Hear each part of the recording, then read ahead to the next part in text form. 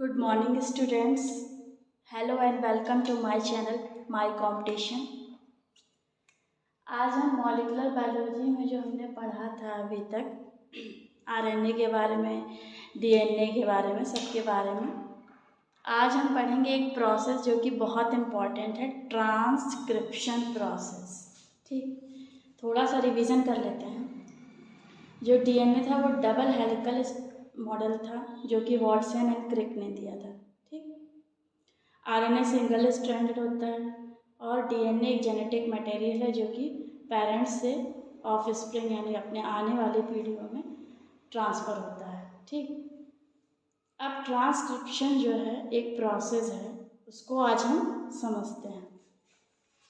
इसमें देखिए पहला पॉइंट क्या लिखा है, transcription is the mechanism of transfer of coded information from DNA to RNA through synthesis of RNA। ठीक, जैसा कि मैंने आपको पहले बता दिया कि DNA एक जेनेटिक मटेरियल है, एक उसमें इंफॉर्मेशन जो होती है वो कोड के फॉर्म में होती है। ठीक, तो RNA जो है DNA से कोडेड इंफॉर्मेशन को लाता है और फिर आगे प्रोटीन सिंथेसिस होती है। ठीक, वो आरएनए से प्रोटीन सिंथेसिस वो एक अलग प्रोसेस है। तो अभी हम समझेंगे कि ट्रांसक्रिप्शन क्या है। तो ट्रांसक्रिप्शन अगर हम सिंपली समझें तो डीएनए से आरएनए का फॉर्मेशन, ठीक, ट्रांसक्रिप्शन कहलाता है यानी। ठीक, अब इसमें सबसे इम्पॉर्टेंट एंजाइम जो यूज़ हुआ है ट्रांसक्रिप्शन में वो कौन सा होता है, आरएनए पॉलीमरेज। आरएनए पॉलीमरेज एक एंजाइम है जो ट्रांसक्रिप्शन प्रोसेस में हेल्प करता है। ठीक, इन ई कोलाई एक बैक्टीरिया है। ठीक, उस बैक्टीरिया का नेम ई कोलाई है। उसमें क्या होता है, जो पॉलीमरेज है यानी ये जो एंजाइम है पॉलीमरेज, ये 5 पॉलीपेप्टाइड से मिलके बना होता है। कौन कौन से, sigma, alpha, beta, beta dash and omega. ठीक, ये जो है 5 पॉलीपेप्टाइड हैं जो पॉलीमरेज इन 5 पॉलीपेप्टाइड से मिलके बना होता है। ठीक, अब इसमें 2 इम्पॉर्टेंट पॉइंट है, एक सिग्मा और एक रो। ठीक, सिग्मा का साइन ये मैंने बनाया है। सिग्मा का काम क्या होता है, इनिशिएशन, यूज्ड फॉर इनिशिएशन। अब इनिशिएशन मतलब होता है शुरुआत करना। किसकी शुरुआत भैया, तो शुरुआत ट्रांसक्रिप्शन प्रोसेस की। ठीक, ट्रांसक्रिप्शन प्रोसेस यानी कि डीएनए से आरएनए का बनना, ये जो प्रोसेस है इस पे सिग्मा जो है बहुत इम्पॉर्टेंट रोल प्ले करता है। ठीक, अब रो फैक्टर क्या है, rho factor is used for termination. Termination मतलब कि उसको प्रोसेस को रोक देना, यानी कि ट्रांसक्रिप्शन अब हो गया है, डीएनए से आरएनए बन गया है, तो अब वहाँ रुकना भी जरूरी है। तो रो फैक्टर जो होता है वो टर्मिनेशन का वर्क करता है। बच्चों, अब हम ट्रांसक्रिप्शन प्रोसेस को एक डायग्राम से समझने की कोशिश करते हैं। इस डायग्राम से हमको पूरा ट्रांसक्रिप्शन प्रोसेस में कैसे क्या क्या होता है ये समझ में आ जाएगा। ठीक, तो transcription process in E coli bacteria जो है उसमें कैसे ट्रांसक्रिप्शन प्रोसेस है वो हम थोड़ा डायग्राम से समझते हैं। ठीक, ये देखिए डीएनए का स्ट्रक्चर जो है बना हुआ है, डबल हेलिकल है ना, 5' टू जो है 3' टू 5'। ठीक, इसे कहते हैं डीएनए हेलिक्स। जो हेलिक्स ये बना हुआ है ऐसे ऐसे इस तरह से, इसे कहते हैं डीएनए हेलिक्स। ठीक, अब जो ये इस प्रोसेस में सबसे इम्पॉर्टेंट जो एंजाइम यूज होता है वो होता है आरएनए पॉलीमरेज।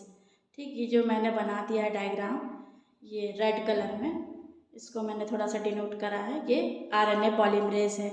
अब सिग्मा फैक्टर का बहुत बड़ा रोल होता है। सिग्मा फैक्टर जो ये जो है इस प्रोसेस को, ट्रांसक्रिप्शन प्रोसेस को शुरुआत करने में या इनिशिएट करने में हेल्प करता है। ठीक, तो जो है ये जो स्टार्टिंग में जब ये सिग्मा फैक्टर और आरएनए पॉलीमरेज की हेल्प से ट्रांसक्रिप्शन प्रोसेस शुरू हो जाती है। ठीक, तो इसे हम प्रमोटर भी कहते हैं। ठीक, अब डीएनए में कोई भी एक ओरिजिन ऑफ साइट होता है, वहाँ ही ये प्रोसेस आरएनए की मतलब बनने की शुरुआत, डीएनए से आरएनए बनने की शुरुआत एक हेलिक्स से ही होता है, पूरे से नहीं होता है। क्यों नहीं होता है? इसलिए नहीं होता है क्योंकि सबकी कोडिंग अलग अलग है, इस स्ट्रैंड की अलग है, उस स्ट्रैंड की अलग है। तो अगर एक जगह से नहीं होगा, सब में होने लगेगा तो फिर बहुत दिक्कत हो जाएगी। प्रॉपर एक आरएनए में एक कोडिंग नहीं आ पाएगी, क्योंकि इसमें काम ही क्या है कि डीएनए की जो कोडेड इन्फॉर्मेशन है वो आरएनए में आएगा। तो अगर सब में आने लग पड़ेगा तो फिर जो है आरएनए में उतना अच्छे से एक इन्फॉर्मेशन नहीं आ पाएगी। तो किसी एक पर्टिकुलर जगह ही ये प्रोसेस होती है डीएनए हेलिक्स की, ठीक। इसे साइट ऑफ ओरिजिन भी कहते हैं। अब यहाँ पे हमने समझा कि ये आरएनए पॉलीमरेज आ गया, ठीक, सिग्मा फैक्टर है। अब इसकी हेल्प से ये प्रोसेस ट्रांसक्रिप्शन की स्टार्ट हो जाएगी। अब इसे कहते हैं इनिशिएशन, ये मैंने साइड में लिख दिया है इनिशिएशन। अब ये डायग्राम देखिए, इसमें क्या होगा, इस पर इलॉन्गेशन होगा। अब यहाँ पे सिग्मा फैक्टर का काम उसने शुरुआत करने में हेल्प कर दी, अब उसका कोई काम नहीं, तो ये बाहर आ गया। अब ये आरएनए पॉलीमरेज इसमें ही रहेगा, एंजाइम, ये हेल्प करेगा ट्रांसक्रिप्शन प्रोसेस को जल्दी जल्दी होने में, ठीक। और ये देखिए आरएनए एक सिंगल स्ट्रैंड में बना है, ठीक। अब इस प्रोसेस को कहते हैं इलॉन्गेशन प्रोसेस।